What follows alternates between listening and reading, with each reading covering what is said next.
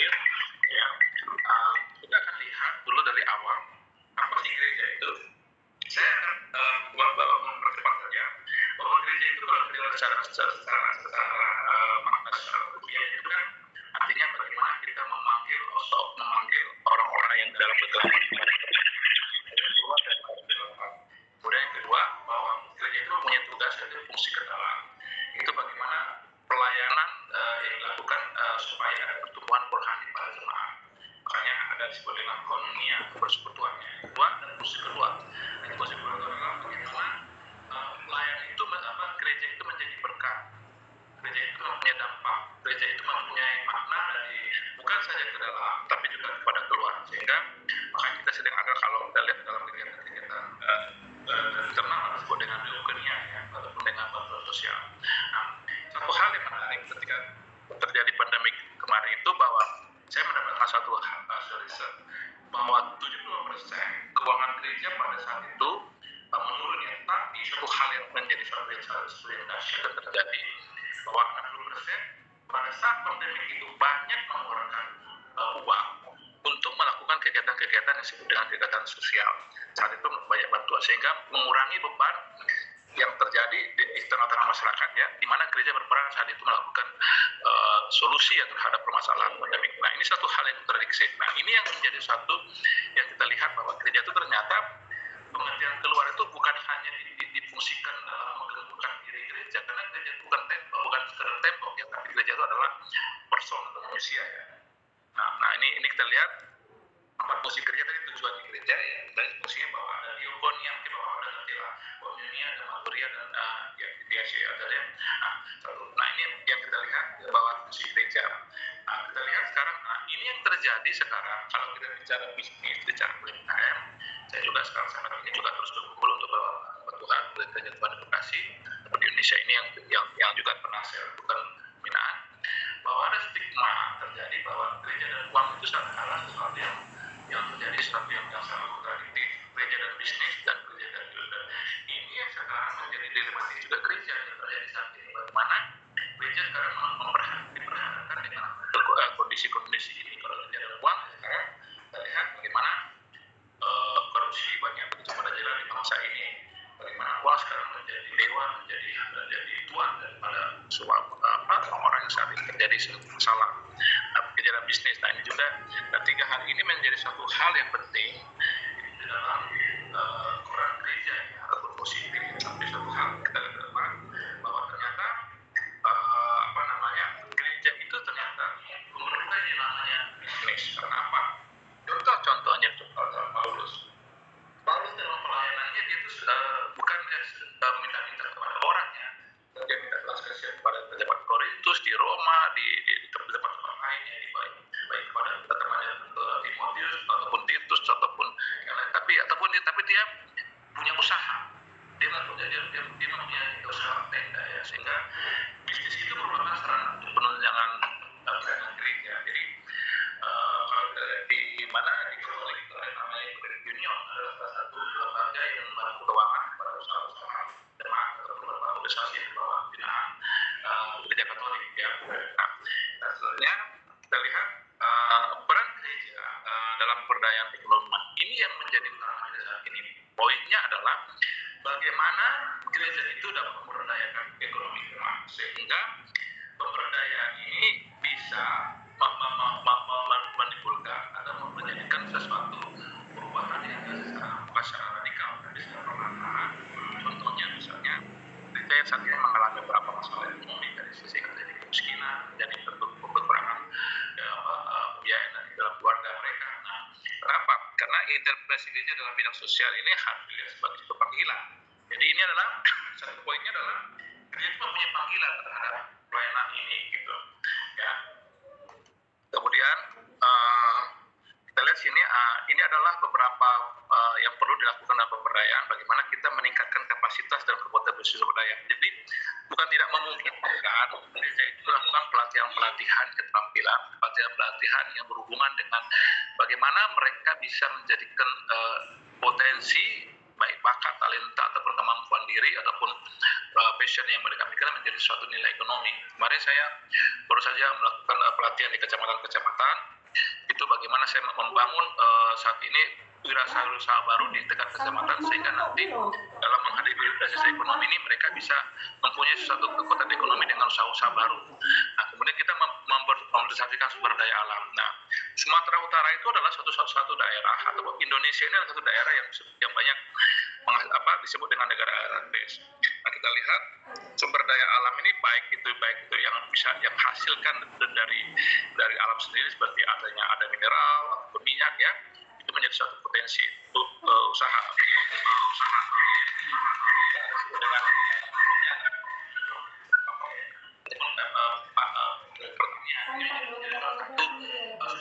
sumber daya.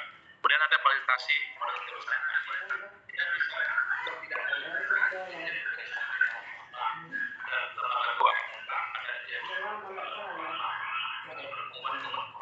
Bisa aja membuat itu sehingga bisa membantu para jemaah-jemaah kita yang punya usaha untuk mendapatkan kredit ataupun bantuan atau dari pemerintah. Misalnya kemarin kami baru mengajukan bantuan dari pemerintah untuk para usaha ataupun para UMKM yang terdaftar menjadi binaan kita. Nah, ini yang perlu kita lakukan. Ya. Nah, ini seperti ini. Ini ada strategi pemberdayaan jemaah. Pertama adalah kita memotivasi mereka, karena tidak semua orang tahu tentang bagaimana melakukan suatu perusahaan. Tidak semua orang tahu apa disebut dengan usaha. Jadi kita mungkin motivasi, ataupun mereka sudah tahu, tapi mereka mungkin mengalami masalah. Mereka sudah dorongan supaya mereka bisa bangkit dan mereka bisa mengerti punya jalan-jalan baru dalam berusaha. Kemudian kita melakukan pelatihan sehingga mereka punya keterampilan, punya skill, sehingga mereka bisa melakukan kegiatan sesuai kemampuan mereka. Kemudian bagaimana juga manajemen diri ini di lingkungan, bagaimana kadang-kadang wirausaha atau UMKM itu salah dalam mengelola keuangan. Kadang-kadang modal usaha dijadikan modal jadi konsumsi keluarga. Artinya bermusuh kantong kiri, berkantong kanan. Jadi penting ya, ini berhubungan baik manajemen keuangannya, baik juga bagaimana mengembangkan diri dari misalnya dia menjadi seorang yang tadi dia tidak tahu mengerti usaha rumahan, akhirnya bisa menjadi usaha yang lebih besar, sehingga dia merubah dirinya yang sebagai menjadi pengusaha. Nah, kemudian yang selanjutnya ini adalah betul dari teman-teman, baik bantuan modal maupun prasarana, pendampingannya penting ya. Misalnya pendampingan ini kalau di dalam kami ada namanya pendamping UMKM, biasanya itu ada sertifikasinya, kita biasa mendamping UMKM dari nol sampai menjadi usaha yang naik kelas. Ini hubungan dengan perizinan. Jadi saya bekerja sama dengan pemerintah membantu mereka, kayak ada namanya IDB, ada namanya BRT, ada namanya halal, sertifikasi dan lainnya. Kemudian penguatan keterusan bisa mereka dijadikan dibantu dalam beberapa pembina usahanya. Jadi saya menggabungkan dengan mereka menggabungkan dengan Astra, sehingga mereka ada menjadi bapak angkat mereka dalam usaha. Nah, ini yang sekarang yang kita akan bicarakan. Ternyata kalau kita bicara bisnis, kita bicara UMKM itu, sebenarnya kita masuk kepada bagaimana kita gereja itu masuk dalam pelayanan marketplace. Contoh saya ini Pak, saya ini pendeta, tapi saya berada di Pemda. Saya membangun UMKM di Bekasi. Saya itu melayani bukan di gereja, tapi di marketplace saya. Jadi saya bapak tadi misalnya sebenarnya ini yang kita harapkan, gereja itu bisa melayani marketplace Pak, karena marketplace inilah yang menjadi strategi pemilihan yang paling efektif. Jadi contoh saya Pak, saya pembina yang disebut dengan Ikatan Pengusaha Muslimah Indonesia. Ikatan Muslimah itu kan berarti kan Muslim Pak. Saya pembina Aisyah dari Muhammadiyah. Saya pembina ekonomi yang Muslim punya apa? Nah, artinya saya Kristen Pak. Sebenarnya contohnya kemarin saya bikin di kecamatan berusaha. Saya minta pembicaranya itu saya mulai bicara salah satu orang Kristen, tapi dia bingung Pak, bisa masuk Bapak ke sini. Ya itu kita menjadi terang Pak. Menjadi terang itu menginjil itu bukan dengan kata-kata, tapi dengan tindakan perbuatan. Nah ini Pak yang kita sebut dengan marketplace itu adalah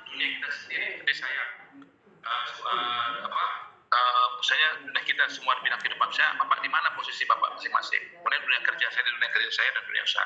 Nah ini yang menjadi ladang pelayanan kita, yang menjadi salah satu objek pelayanan daripada kita. Kalau dibilang penginjilan itu ya di sini sebenarnya Pak yang lebih efektif, bukan di gereja. Penginjilan di gereja kita itu pembinaan pertumbuhan ya, bukan di orang-orang Kristen, tapi ya inilah karena kita menemukan multi ras di sini, multi agama, multi problem yang ada ya. Nah ini kalau kita lihat saya tidak banyak belakang dulu ini karena ini merupakan definisi daripada ini jadi ini Pak, bahwa sebenarnya misi itu adalah kita lakukan bukan di dunia yang sama, di dunia yang berbeda. Oke, saya teruskan. Satu hal kalau kita lihat dalam Alkitab, ternyata 99% aktivitas pelayanan itu justru di luar gereja Pak, bukan di masyarakat atau di masyarakat umum. Nah kita lihat dia coba mengapa Tuhan Yesus sering berjalan ke suatu daerah ke tempat lain. Ternyata di lain di marketplace. Marketplace itu adalah dunia yang di luar daripada dunia rohani Pak ya, di luar gereja gitu ya. Nah ini Pak. Nah, ini yang kadang-kadang kita sering terjadi. Mengapa orang nggak mau usaha? Kenapa orang karena ada suatu block mindset ya Pak ya, bahwa dia takut gagal. Kemudian dia tidak mau keluar dari zona nyaman. Karena takut ditipu orang atau takut nanti bahwa begitu dapat duit banyak rusak keluarganya. Nah ini yang kadang-kadang stigma ini yang akibatnya banyak orang membuat orang berusaha. Ya. Nah atau disebut dengan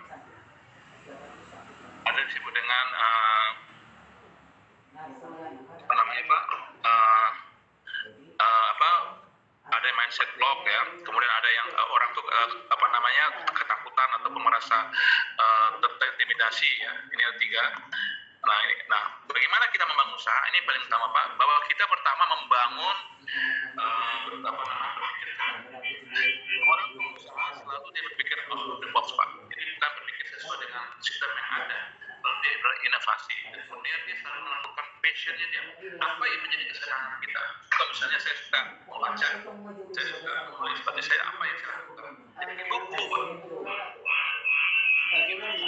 atau saya suka masak-masak. Nah ya, ataupun saya suka masak-masak Pak. Ini contoh ada saya tunjukkan pada kita ya Pak. Nah ini contoh misalnya ada, ini kan biasanya nah ini Pak ada contoh misalnya ada kelihatan ya. Ini ada kayak keripik yang bisa dilakukan. Saya ibu-ibu, nah itu yang bisa dilakukan ya. Bentar baterai hilang ya. Ini baterainya hilang. Nah ini ya Pak, nah ini kita lakukan pertama sesuatu berpikir lebih kreatif, lakukan yang apa yang Anda senangi, kemudian dan jangan berhenti untuk belajar ya, jangan berhenti untuk belajar. Jadi mari kita terus belajar karena berusaha itu selalu ada hal-hal yang baru yang kita pelajari Pak. Nah ini tadi sudah ini, kemudian nah yang selanjutnya adalah ini langkah kita membuka usaha Pak. Dalam membuka usaha ataupun organisasi apapun juga kita harus tentukan dulu visi kita apa sih, misi kita apa sih dalam bisnis itu, sehingga kita bisa melakukan satu target dalam usaha itu sendiri. Jadi berusaha itu bukan membuat kita supaya menaikkan status, berusaha itu bukan membuat kita sekedar kita mempunyai banyak teman, berusaha itu bukan sekedar kita menemukan bahwa kita ini menjadi orang yang ingin diapresiasi, bukan Pak, tapi bagaimana kita menentukan visi itu sehingga kita tahu target apa yang kita harapkan ke depan. Jadi ada visi, ada misi Pak ya. Nah kemudian ini contoh-contoh yang mungkin bisa dilakukan jenis usahanya Pak, ada usaha kuliner seperti masak-masak ya, bikin restoran ataupun ini ada contoh produk di tangan saya ini Pak, kelihatannya ada beberapa produk di tangan saya yang merupakan makanan ya Pak ya. Dan ada di sini ada bentuk kentang Mustafa, di sini ada bentuk jus, di sini ada bentuk kerupuk, ada sini kemudian ada ya beberapa hal yang ada yang bentuk dan ini misalnya kalau anak muda suka desain grafis, otomotif ataupun laundry. Nah ini banyak ada, saya berikan di sini satu contoh Pak. Nah jadi ini semuanya ini adalah memiliki peluang untuk tidak berusaha. Pertanyaannya, apa itu UMKM? UMKM itu dari kata U adalah usaha mikro kecil menengah. Yang membedakannya adalah permodalannya. Kalau sekarang kita undang-undang sekarang kalau kita terjadi yang paling kecil itu yang kalau yang mikro itu kebanyakan masuk PKL ya. Nah ini contoh Pak. Dalam gambar ini ada usaha kecil ya, mana kita melihat ada bikin kue, ada bikin minuman, dari usaha kecil. Nah ini kalau yang dulu yang sebelumnya ini tapi ya sudah menggunakan peralatan. Jadi kalau yang pertama itu masih menggunakan alat sederhana, tapi yang selanjutnya sudah menggunakan alat mesin kalau mendengar. Nah ini kalau tadi berbicara modal ya. Nah sekarang, ini Pak perbedaannya UMKM ya, dan yang dulu modalnya 1 juta, sekarang udah 1 miliar. Oke, saya teruskan supaya lebih cepat. Ya gini Pak, kalau di dalam UMKM itu usaha kecil itu yang aspek aset itu masih kecil-kecil ya, tapi kalau sudah besar makanya akan dia menggunakan mesin. Kemudian dan konsepnya dia kecil, sudah besar dia akan menjadi miliar. Ini kalau dari segi perbedaan aturannya. Nah ini Pak, kalau di kami itu ada 12 jenis usaha. Yang pertama ada makan minuman, boneka. Ini klaster usaha Pak ya. Ada makan minuman, ada boneka, ada sandal, tas, topeng, satu klaster. Ada fashion, ada handicraft, ada furniture, ada bordir, ada pertanian, tanaman hias, ikan hias, peternakan, dan jasa lainnya seperti servis taksi dan lain-lain itu adalah jasa lainnya. Ya. Aja yang dibutuhkan dalam perizinan usaha mikro dalam ya Pak ya. Yang pertama adalah kita disebut dengan, kalau dulu ada disebut dengan IUMK ya, atau izin usaha mikro kecil. Artinya mereka tuh ada izin, ini bisa dilakukan dengan OSS. Ada namanya satu sistem yang bisa dibantu, hanya ini bisa dikerjakan kemudian selesai. Sekarang yang bukan pakai aplikasi, dulu kan pakai urusan dinas koperasi, sekarang nggak pakai aplikasi. Oke. Ya ini tadi sudah saya kasih ini. Kemudian ini poin pokok Pak. Semua usaha sekarang kan punya NIB. NIB adalah nomor hidup perusahaan. Tentang nomor hidup perusahaan dulu dan ada dengan NIB, TDR ya. Nah sekarang jadi ini. Nah ini pun dapat dilakukan dengan aplikasi OSS. Jadi semua usaha itu harus punya ini Pak. Karena kalau mau ke bank, mau kemana pun juga harus punya ini. Ya. Kemudian ada disebut dengan BRT. BRT ini adalah diberikan kepada usaha-usaha yang berbentuk makan dan minuman Pak. Jadi Amin ya. Nah, nanti ini dikeluarkan oleh Dinkes, tapi sekarang sudah dikeluarkan oleh dinas DPM TSP atau dinas satu pintu ya, perizinan satu pintu. Nah, ini juga akan menggunakan ada juga harus diawali dengan EIB yang mempunyai EIB yang secara ASS. Kalau yang berbentuk sertifikasi yang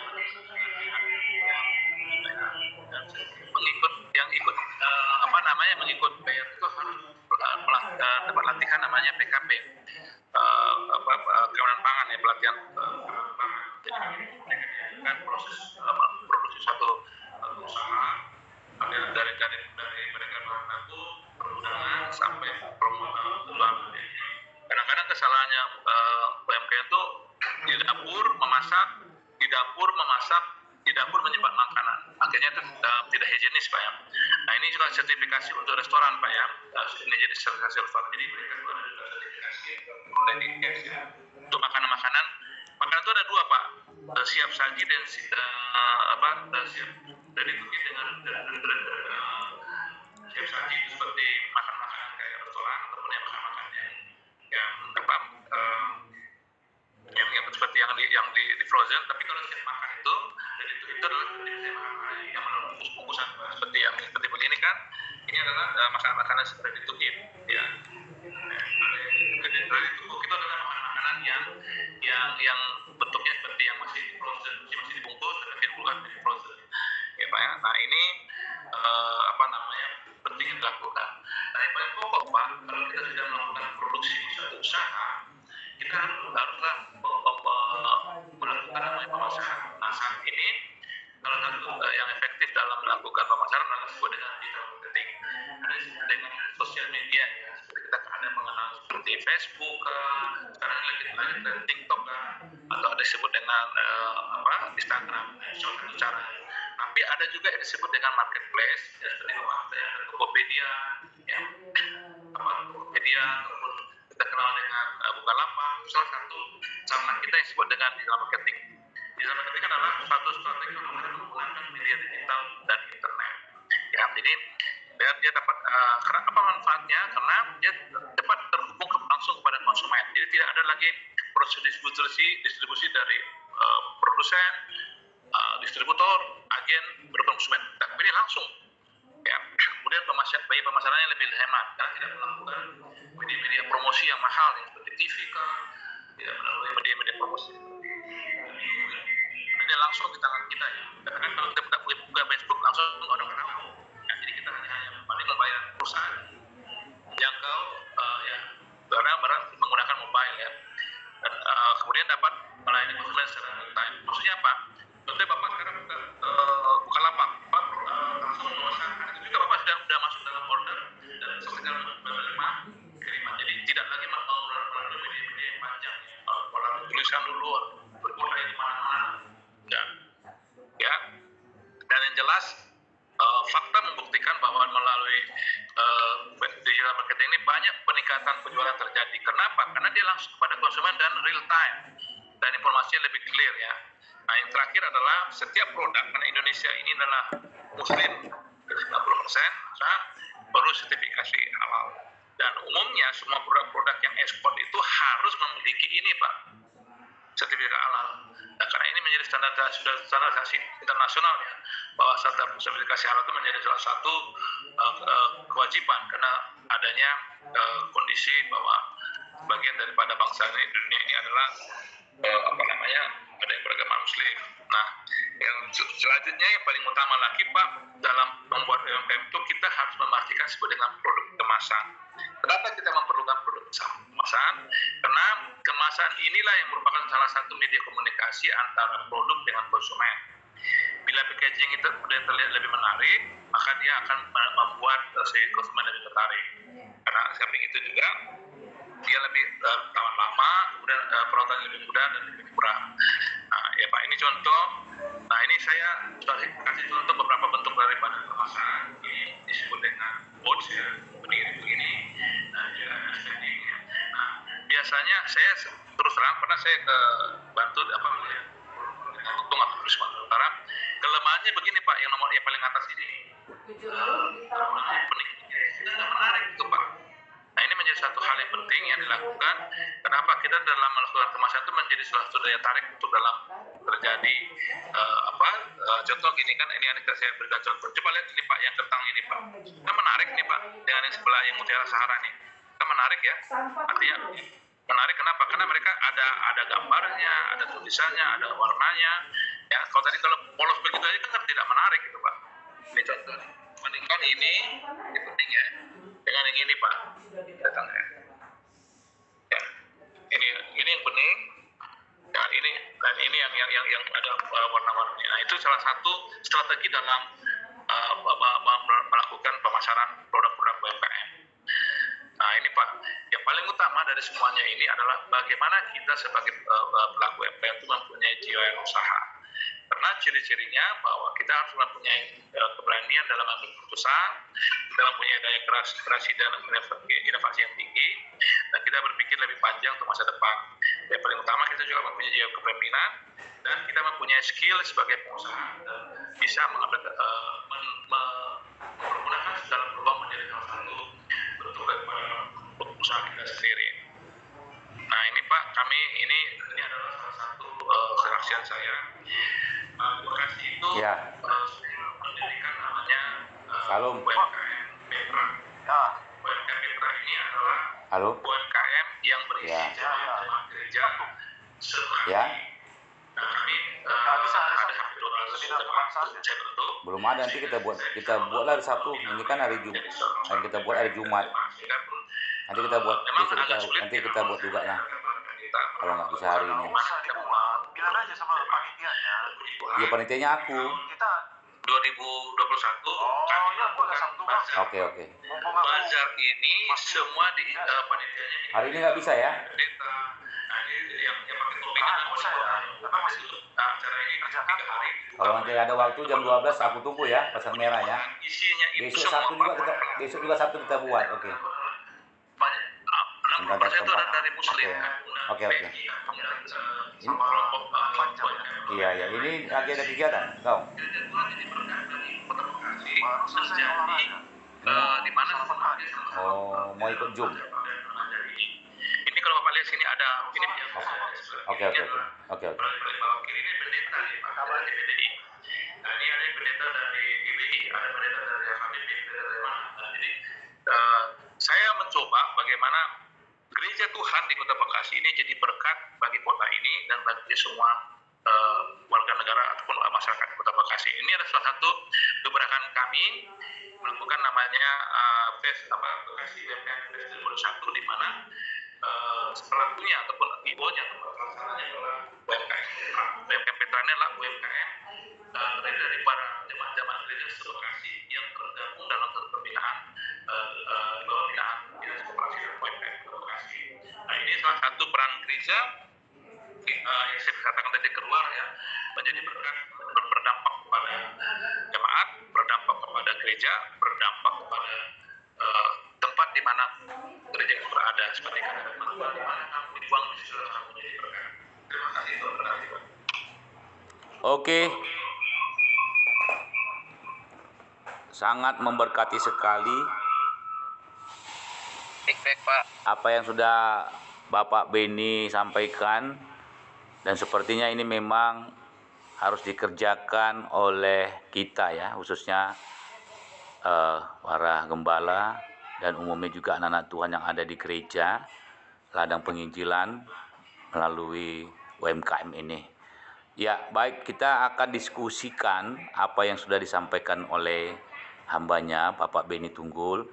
Tapi saya bisa nanti minta tolong Pak dikirim apa namanya itu filenya Pak ya.